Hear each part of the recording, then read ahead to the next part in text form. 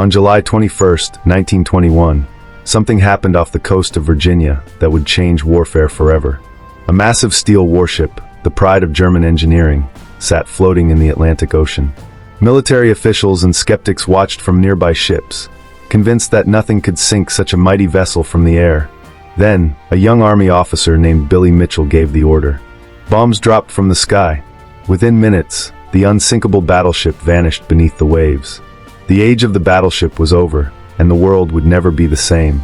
This is the story of Billy Mitchell, a visionary who saw the future of warfare when everyone else was looking at the past. It's a tale of courage, controversy, and a man willing to risk everything to prove that air power would dominate the seas. Mitchell's bombing demonstrations didn't just sink ships. They shattered old beliefs, challenged the most powerful admirals in the Navy, and set America on a path that would determine the outcome of World War II. But Mitchell's triumph came at a tremendous personal cost. His story is one of vindication and tragedy, of being right too soon, and paying the price for speaking truth to power. Let me take you back to the early 20th century, to a time when battleships ruled the oceans and the idea of aircraft threatening them seemed utterly absurd. The world had just emerged from the Great War, what we now call World War I. That conflict had introduced terrible new weapons. Poison gas, machine guns, tanks, and submarines had turned warfare into industrial slaughter. But the traditional military establishment still believed in the supremacy of the battleship. These floating fortresses were the ultimate symbol of national power. They bristled with massive guns that could hurl shells weighing over a ton across miles of ocean.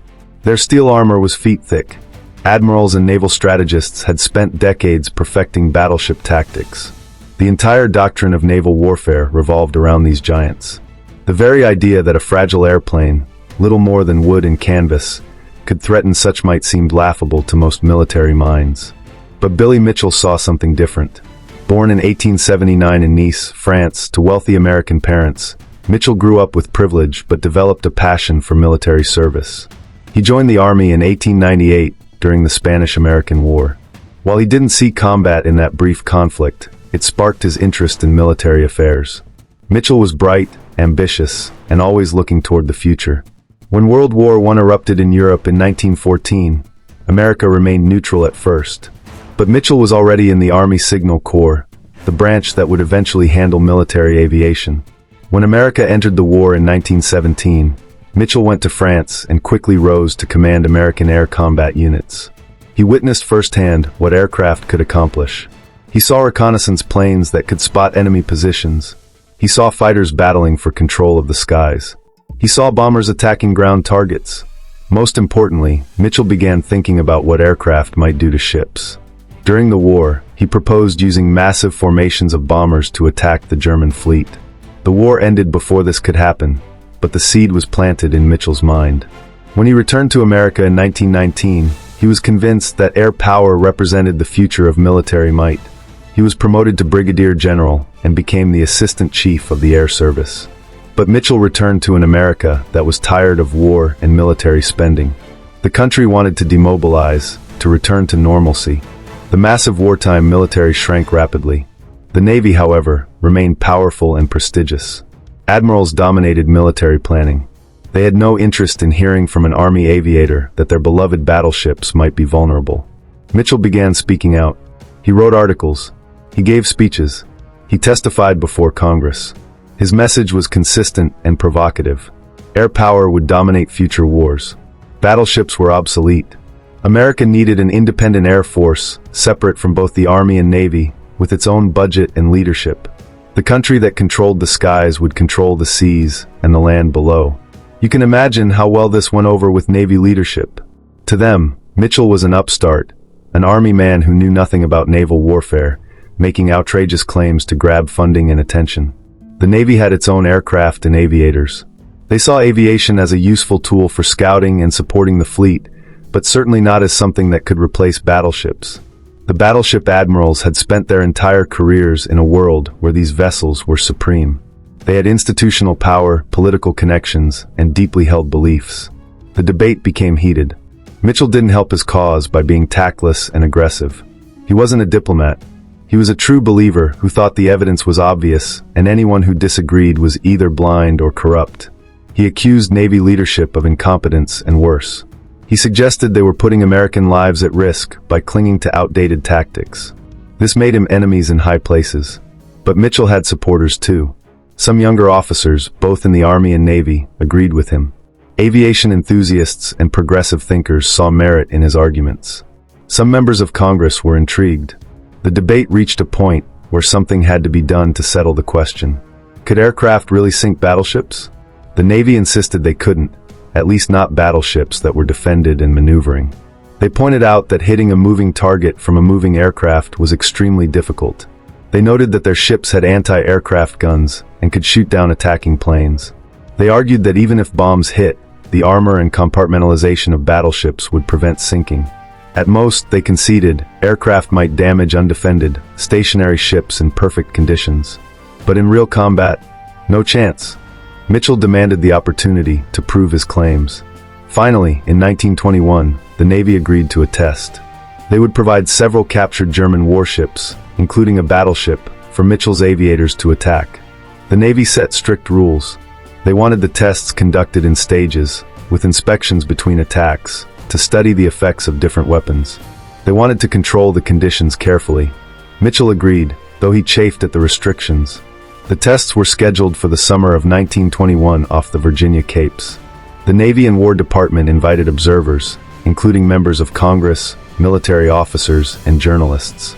This would be a public demonstration, a spectacle that would either vindicate Mitchell or humiliate him. The stakes were enormous, not just for Mitchell personally, but for the future of American military aviation. The Navy provided several vessels for the tests. First came a German submarine, the U-117. Mitchell's aircraft sank it easily on June 21st. Critics noted that submarines were thin-skinned and always vulnerable to attack. Next came the German destroyer G-102. It was sunk on June 21st as well. More impressive, but destroyers were also relatively small and lightly armored. Then came the German light cruiser Frankfurt. This was a more substantial target, displacing over 5,000 tons with armor and compartmentalization. On July 18th, Mitchell's bombers attacked in waves. The Frankfurt proved tougher, staying afloat through multiple attacks. But eventually, bomb hits caused flooding that couldn't be controlled. The Frankfurt capsized and sank. The Navy observers noted that it had taken many hits and considerable time. They weren't yet convinced about battleships. But the main event was yet to come. The Ostfriesland was a German battleship that had fought at the Battle of Jutland, the massive naval clash of 1916. She displaced over 27,000 tons. Her armor belt was over a foot thick in places. She had watertight compartments designed to keep her afloat even with severe damage. The German Navy had considered her unsinkable. After Germany's defeat, she was turned over to the United States. The Navy was confident the Ostfriesland would survive Mitchell's attacks, or at least remain afloat long enough to prove that battleships could withstand air attack and limp to port for repairs. They set elaborate rules for the test. Attacks would be made in stages on different days. After each attack, Navy inspectors would board the ship to assess damage.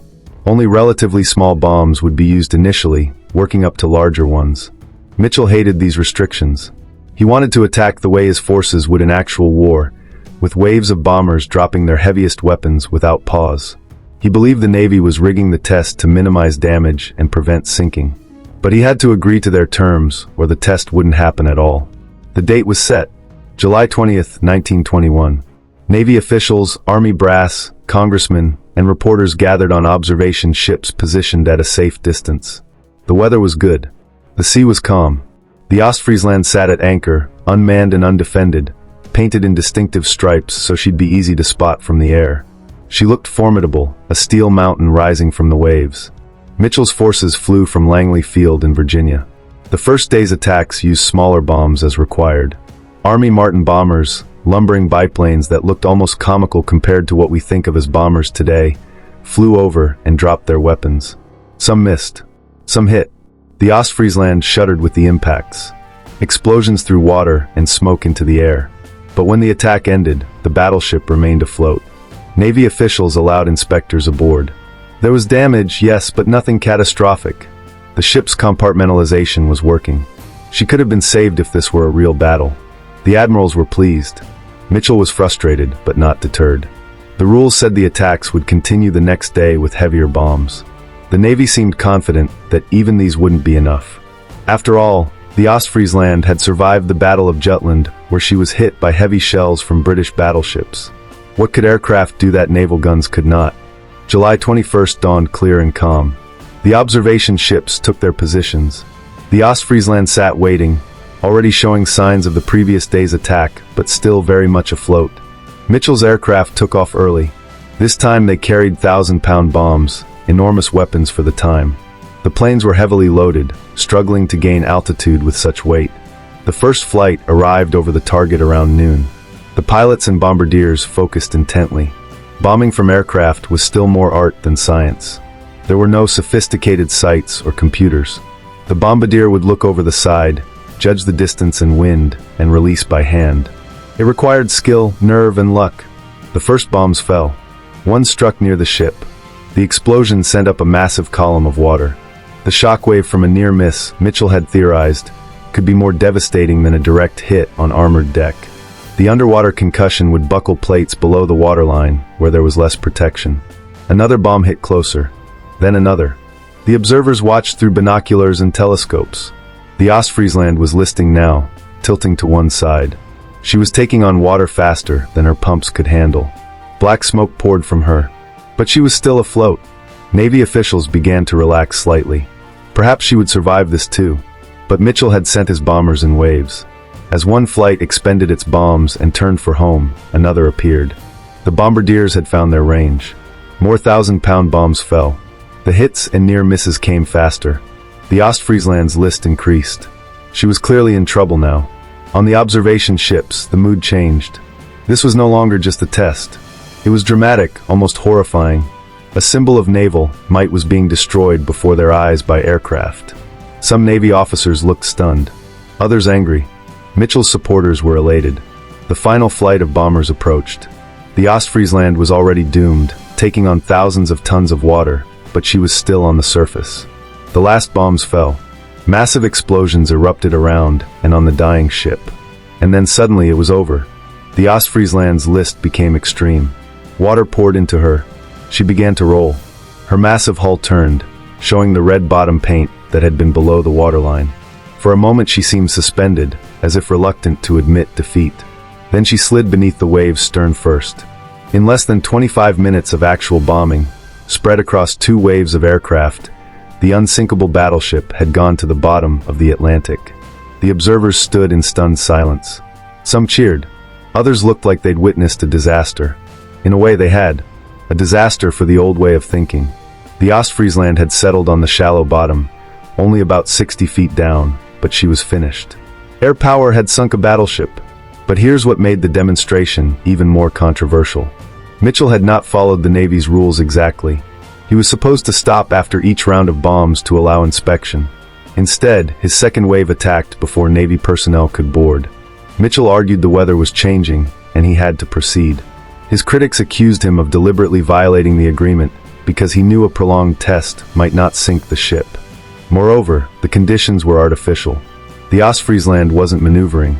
She had no crew to fight fires or repair damage. Her anti-aircraft guns were silent. Her compartments were battened down in a way that actually made flooding worse, not better. The Navy pointed out all these factors. They insisted that the test proved little about real combat conditions. Mitchell countered that in actual war, his aircraft would have even more advantages. He'd use torpedoes as well as bombs. He'd attack in larger numbers.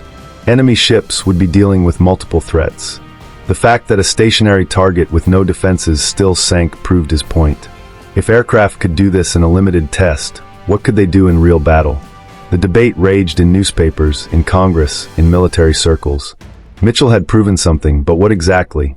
Had he shown that battleships were obsolete, or merely that undefended ships were vulnerable to sustained attack?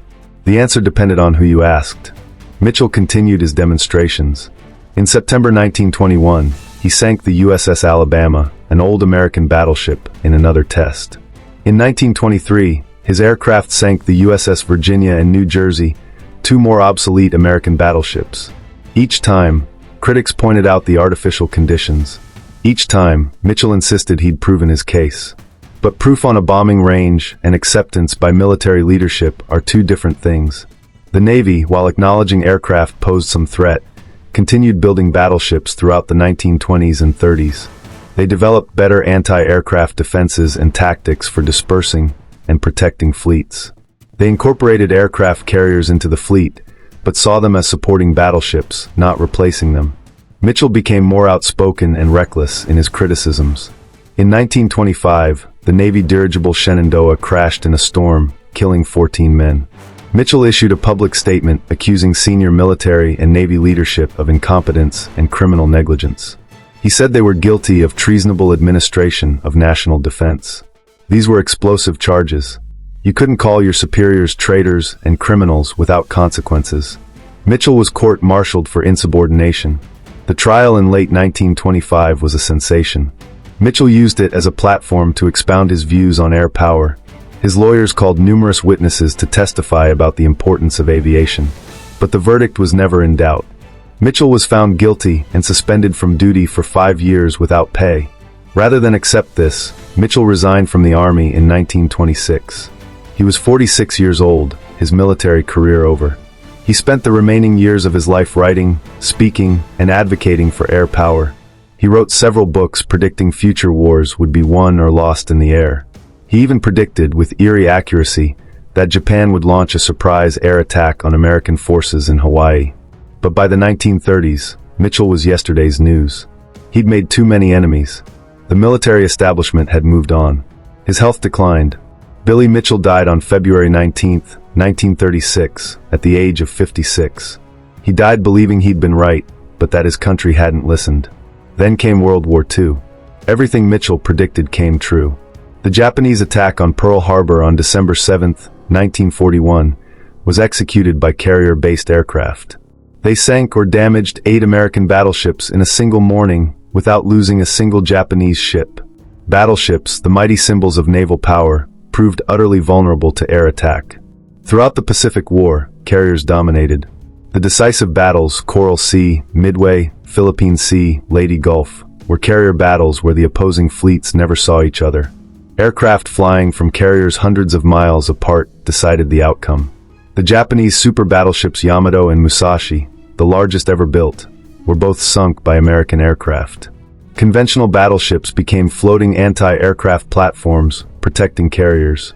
In the Atlantic, German battleships like Bismarck and Tirpitz were sunk or crippled by air attacks. The age of the battleship was indeed over, exactly as Mitchell had said. Strategic bombing campaigns devastated Germany and Japan. The atomic bombs that ended the war were dropped from aircraft. Air supremacy became the key to military victory. After the war, military historians and leaders looked back at Mitchell's demonstrations with new appreciation. He had been right, 20 years too early. In 1946, a decade after his death, Congress authorized a special medal in Mitchell's honor. General Hap Arnold, who had served under Mitchell and became chief of the Army Air Forces in World War II, said Mitchell had been the prophet of air power. But Mitchell's story is more complex than simple vindication. Yes, he was right that air power would become dominant. Yes, his demonstrations showed that aircraft could sink battleships. But he was also wrong about some things. He believed strategic bombing alone could win wars. World War II showed that wasn't true. Air power was essential, but had to be combined with ground and sea forces. Mitchell's absolutism, his insistence that battleships were completely obsolete immediately, was premature. Battleships remained useful for shore bombardment and fleet defense for years. His prediction of an independent air force came true when the U.S. Air Force was created in 1947, but integrating air power across all services remained important. Moreover, Mitchell's methods were questionable. His bombing tests, while impressive as demonstrations, weren't rigorous scientific experiments. His violations of the agreed-upon rules undermined his credibility. His personal attacks on superiors, however correct his technical arguments, destroyed his career and limited his influence when it might have mattered most. There's a broader lesson here about innovation and institutions. Mitchell was a disruptor challenging an entrenched bureaucracy. The Navy's resistance to his ideas wasn't just stubbornness. They had legitimate concerns about an Army officer demanding control of naval aviation and massive budgets for untested theories. They'd spent generations developing effective battleship tactics. From their perspective, Mitchell was an arrogant outsider threatening their service. Change in large institutions is always difficult, especially military organizations built on tradition and hierarchy. Mitchell was right that change was necessary, but his confrontational approach may have actually slowed reform. More diplomatic advocates for air power, who worked within the system, ultimately achieved more lasting results. Yet we also have to admire Mitchell's courage. He risked and ultimately sacrificed his career for what he believed. He saw a truth that others missed or refused to acknowledge. In the years before World War II, when America was unprepared for modern air warfare, Mitchell's warnings should have been heeded more closely. How many lives might have been saved at Pearl Harbor if Navy leadership had taken air defense more seriously? The battleships Mitchell sank off Virginia in 1921 were already obsolete. But the ideas he sank were current and powerful. He challenged the naval establishment at its peak of prestige. He forced a national conversation about the future of warfare. He inspired a generation of aviators who would go on to lead the air forces of World War II. Many of Mitchell's protégés and supporters became key figures. Hap Arnold, Carl Spaatz, Ira Eaker, and others who learned from Mitchell put his theories into practice. The aircraft that sank the Ostfriesland were primitive biplanes. 20 years later, aircraft carriers launched modern bombers and torpedo planes. 25 years later, B-29s dropped atomic bombs. The technological progress was breathtaking, but Mitchell had seen where it was heading when aircraft were still made of wood and fabric. Today, air and space power are fundamental to American military strategy. Stealth aircraft, precision-guided munitions, satellites, and drones would astound even Mitchell. Yet the core insight remains his. Control of the air, now extending into space, is essential to military success. No ground force or naval fleet can operate effectively under enemy air superiority. The last American battleship, the USS Missouri, was decommissioned in 1992. She's now a museum ship in Pearl Harbor, ironically moored near where the USS Arizona, one of the battleships sunk in the Japanese air attack, still rests on the bottom. The age of the battleship lasted barely 50 years at its peak. The age of air power has already lasted longer and shows no sign of ending. Billy Mitchell's demonstrations off the Virginia coast weren't just about sinking ships. They were about forcing military leaders and the public to confront an uncomfortable truth. The weapons and tactics of the last war wouldn't win the next one. Institutional inertia and tradition couldn't overcome technological change. The future belonged to those willing to embrace new ideas, however threatening they were to established power. Mitchell paid a heavy price for his vision. He died relatively young, out of the service he loved, his reputation tarnished. He never saw the vindication that World War II provided. He never commanded the independent air force he advocated for. In many ways, his life was tragic. He was Cassandra, cursed to see the future but not believed until it was too late. Yet Mitchell's legacy endures. Air Force bases, schools, and awards bear his name. Every history of military aviation prominently features his bombing tests. More importantly, his ideas live on in American military doctrine. The integration of air power into every aspect of modern warfare, the understanding that controlling the skies is fundamental to victory, these are Mitchell's inheritances. When we look back at those tests in July 1921, we're watching more than a battleship sinking. We're watching the old world of warfare dying and a new one being born. The admirals watching from the observation ships were witnessing the end of their world. The young aviators flying those bombers were the future. Billy Mitchell stood between them, one foot in each world, pushing history forward. The courage to challenge conventional wisdom, the vision to see beyond current capabilities to future possibilities, the willingness to sacrifice personal advancement for principles, these are rare qualities. Mitchell had them all. He also had flaws, arrogance, tactlessness, an inability to compromise. He was a difficult man, hard to work with, harder to ignore. But history remembers him not for his flaws, but for his foresight. Every time an aircraft takes off from a carrier, every time air superiority enables ground operations, every time technology changes warfare, Billy Mitchell's ghost smiles. He was right.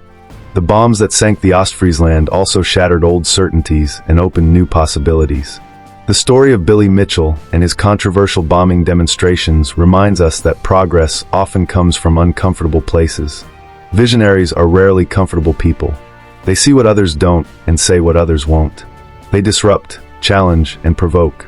Sometimes they're wrong. Sometimes they're right at the wrong time. And sometimes, like Mitchell, they're right but pay the price for it. As we face our own technological revolutions today, in artificial intelligence, cyber warfare, space systems, and weapons we can barely imagine, Mitchell's story offers lessons. Listen to the uncomfortable voices. Don't assume current superiority guarantees future success. Be willing to test new ideas, even when they threaten established institutions. And remember that today's heretic might be tomorrow's prophet. That battleship sinking off Virginia more than a century ago was one of history's great turning points. The world before was one where sea power meant steel ships and big guns. The world after was one where air power would be supreme. We live in that world still, in the future Billy Mitchell fought to create. His controversial demonstrations proved more than they intended. They proved that one determined person with a clear vision can change everything.